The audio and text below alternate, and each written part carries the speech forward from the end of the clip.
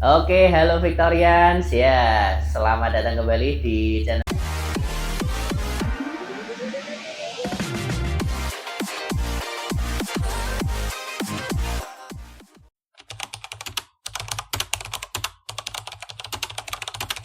Victory Jogja. Dan ya, seperti biasanya ya, bersama dengan saya Mirza sebagai salah satu wakil pialang dari PT Victory International Future Sabang Yogyakarta yang seperti kesempatan sebelum-sebelumnya ya akan memandu Anda untuk memberikan analisis ya, review tentang pergerakan market komoditi, terutama dari komoditi emas dan juga komoditi minyak dunia. Dan di sini kita akan mencoba ini ya, mereview dulu untuk pergerakan 1 minggu terakhir. Kemudian nanti saya akan coba berikan analisis untuk pergerakan 1 minggu ke depan. Seperti itu ya. Dan ya oke, tidak usah berlama-lama. Ini hitungannya masuk minggu kedua bulan Januari ya. Dan saya mau mulai dari review market untuk pergerakan harga emas dunia dulu. Karena ini harga emas minggu lalu pergerakannya ya bagus ya, luar biasa. Kembali lagi ke jalur penguatan. Jadi kalau Anda perhatikan sepanjang minggu kemarin ya, trennya ini kelihatan sekali nih, naik seperti itu. Dan kalau Anda mungkin nyarinya dari sisi faktor fundamental ya, yang pertama saya mau tunjukkan dulu untuk data ekonomi. Di sini kalau kita lihat dari data ekonomi sebenarnya justru harusnya ya, kalau cuma ngelihat data ekonomi itu kondisinya menekan harga emas ya. Soalnya minggu lalu tema utamanya dari data ekonomi yang terjadwal adalah data tenaga kerja, terutama kan dari Amerika Serikat.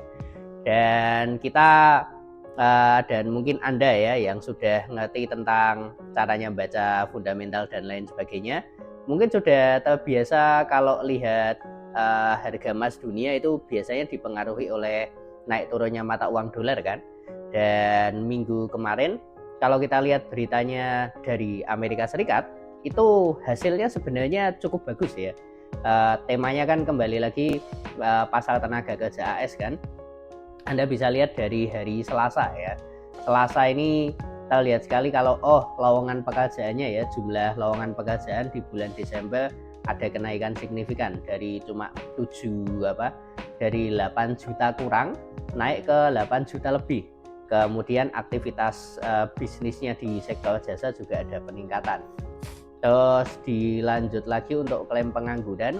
Klaim pengangguran dalam seminggu terakhir itu angkanya ada penurunan, dan puncaknya hari Jumat kemarin kalau Anda mengikuti ya. Ini laporan jumlah pekerja baru ya, non-farm employment change-nya di bulan Desember naik signifikan. Prediksinya turun ya dari 200 ribuan ke 160 ribuan. Tapi kemudian aktualnya ternyata Anda lihat di sini kan 256 ribu. Mantap sekali.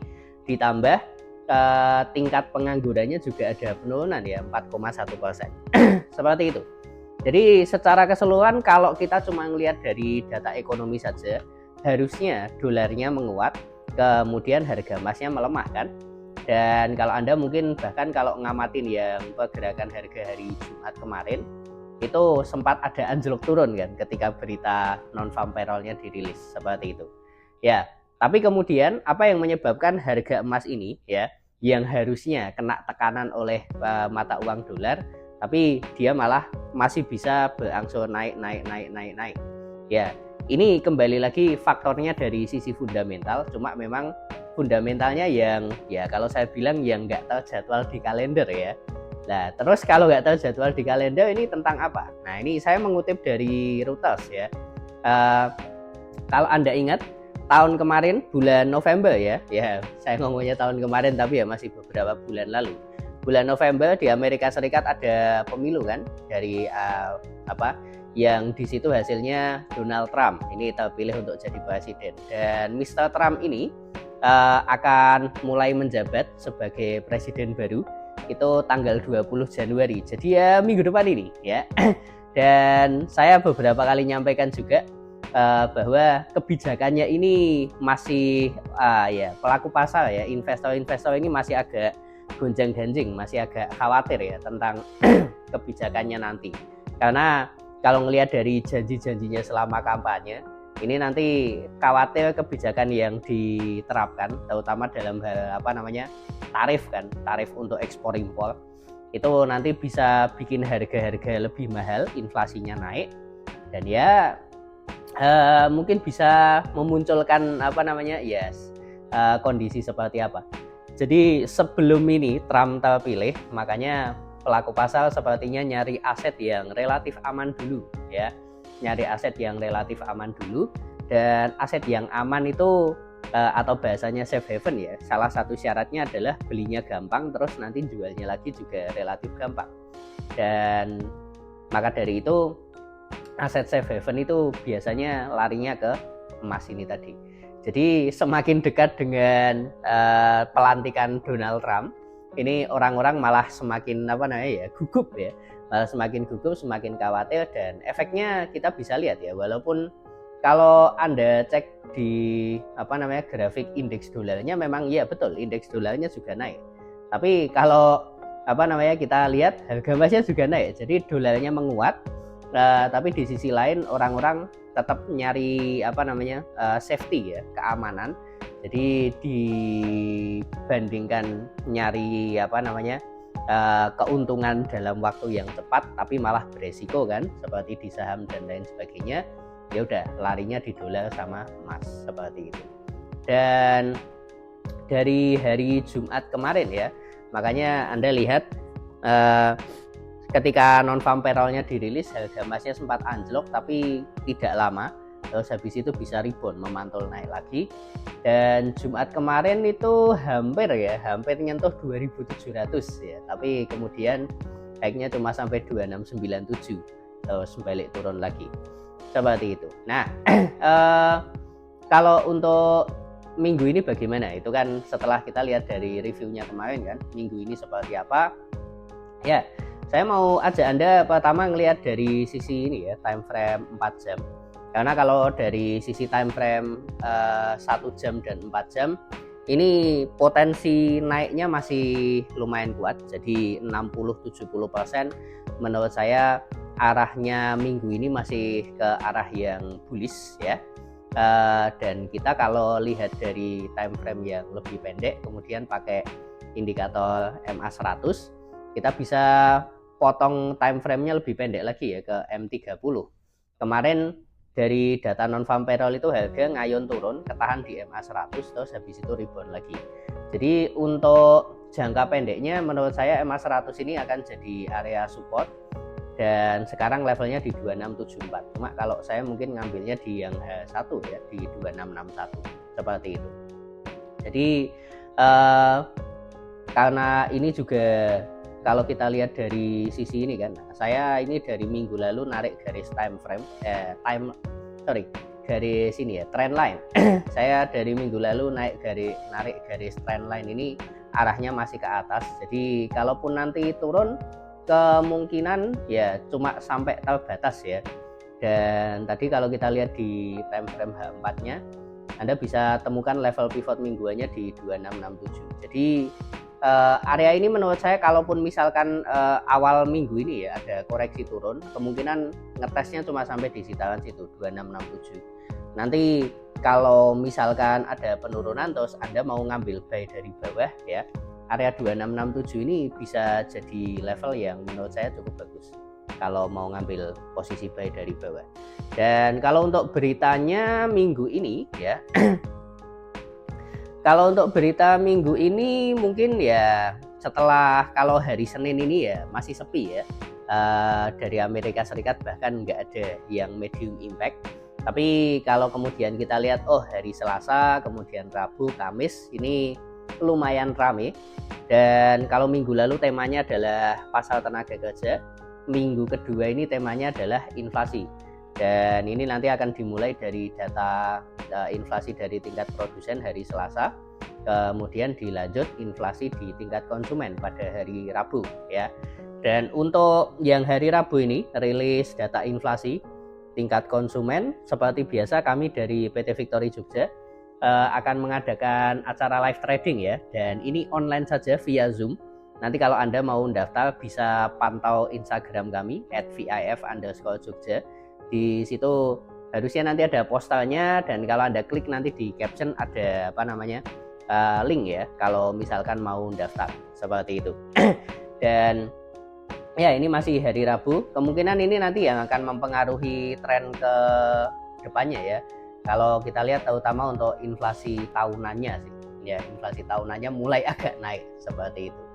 Ya, itu untuk market emasnya. Kemudian kalau untuk market oil, nah oil ini juga nggak kalah luar biasa ya, Victorians. Pertama kalinya nyentuh harga 77 ya, sejak terakhir kali nyentuh ini tuh di bulan apa ini? Bulan 10, bulan Oktober ya tahun kemarin. Dan ya, ini minggu lalu kenaikannya mantap sekali harga minyak itu. Bahkan pagi ini ya, ketika video ini sedang kami rekam, pagi tadi hari Senin ketika harga minyak dibuka tuh langsung terbang. Harga minyak begitu dibuka di berapa tadi? 76.72. Terus 1 jam pertama ya itu langsung terbang, menyentuh tertingginya terakhir sekarang di 78.30. Mantap sekali. Dan kalau Anda bertanya-tanya ini penyebabnya apa ini, kok minyak ini trennya seminggu terakhir ini juga arahnya ke atas. Nah, ini kasusnya masih ada hubungan dengan yang tadi saya ceritakan ya.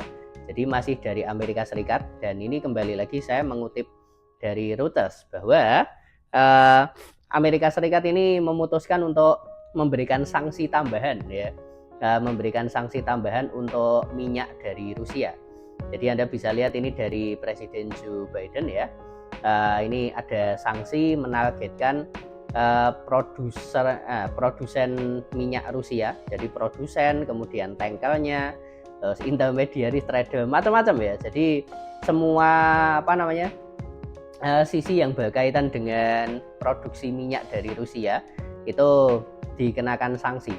Dan sanksinya ya semacam kayak embargo mungkin ya, semacam embargo. Jadi kalau ini terjadi akhirnya kan ekspornya ya, Rusia ini ngekspor butuh dana yang lebih mahal kan, jadi harga minyak Rusia bakal lebih mahal. Nah, masalahnya Rusia ini juga salah satu penghasil minyak terbesar di dunia ya. Jadi ya ini bikin harga minyak untuk secara keseluruhan juga makin mahal ya, seperti itu. Dan ini kemungkinan karena ya ini keputusan baru dari pemerintahan Presiden Biden. Padahal Presiden Biden ini umur pemerintahannya tinggal seminggu lagi ya kan, karena minggu depan udah Donald Trump. Kemungkinan ya ini di pemerintahan Presiden baru juga masih dilanjut. Jadi kalau ini masih terus, artinya harga minyak ini masih ada potensi untuk lanjut naik. Dan kalau kita lihat sekarang kondisinya ini membentuk resisten ya. Anda bisa berargumen kalau ini pola double top, cuma kalau saya mungkin belum mantep ya kalau saya bilang ini double top, karena baru sekedar resisten. Dan ini resistennya ketahan di sekitaran 78.30-an seperti itu. Nah, ini mungkin lebih enak kalau videonya saya hapus saja. Nah, seperti ini ya. Jadi di sini ada harganya tertinggi tadi ya, ketahan di sekitaran 78.40-an. Yang mana kalau Anda lihat di time frame yang lebih pendek, ini juga ketahan di resisten satu hari ini ya, 78.30 seperti itu. Dan sejauh ini ada koreksi turun. Cuma seperti yang tadi saya sampaikan, trennya untuk harga emas kecenderungannya masih ada kenaikan. Artinya kalau Anda lihat di grafik Anda pakai time frame yang pendek, terus Anda lihat ada sinyal turun, nggak usah follow sell kalau saya ya. Kalau saran saya, kalau turun ya biarin turun aja, terus nanti kita bisa gunakan itu untuk ambil buy lagi dari bawah. Dan kalau untuk oil ini mungkin buy lagi dari bawahnya di mana? Wah, ini kalau lihat dari pivotnya pendek-pendek ya. Jaraknya agak jauh pivot mingguan sama pivot harian ya, di sekitaran 76. Tapi kalau Anda nggak sabar untuk nunggu di sekitaran 76, mungkin di sini ya 77.15 ini bisa jadi level support terdekat kalau misalkan mau mulai open buy seperti itu ya. Jadi baik untuk minyak maupun emas ya, potensinya untuk 1 minggu ke depan menjelang ini pergantian pemerintahan di Amerika Serikat, trennya masih ke atas. Jadi kalau Anda ngelihat dari keseluruhan ya 60-70%, saya nyaranin arah transaksinya buy aja untuk 2 komoditi itu. Kalau Anda nyari transaksi yang mungkin singkat, pendek-pendek, bisa mengacu pada data ekonomi yang salah satunya hari Rabu kita akan ada tradingnya. Seperti itu. Oke, mungkin itu ya yang bisa saya sampaikan untuk analisis pagi hari ini. Dan ya, seperti biasanya analisis ini hanya sebagai informasi dan edukasi saja, bukan anjuran maupun perintah ya untuk Anda bertransaksi. Kalau Anda menginginkan saran transaksi yang lebih spesifik, lebih detail, menyesuaikan dengan modal, kemudian risk and reward rasionya seperti apa, ya bisa hubungi kami melalui Instagram ya @vif_jogja. Dari situ bisa follow, kemudian bisa DM juga. Nanti kami akan hubungkan dengan wakil-wakil pialang kami yang sudah berpengalaman ya. Dan kalau menurut Anda video ini bermanfaat, bisa klik tombol like-nya. Jangan lupa juga untuk subscribe di channel Victory Jogja ini supaya Anda nggak ketinggalan info-info berikutnya. Follow Instagram juga ya, supaya ini nanti bisa lihat update hariannya. Dan terakhir, kalau ada pertanyaan bisa tulis di kolom komentar. Nanti kalau ada pertanyaan bisa kami jawab atau mungkin kami bahas di video berikutnya. Seperti itu.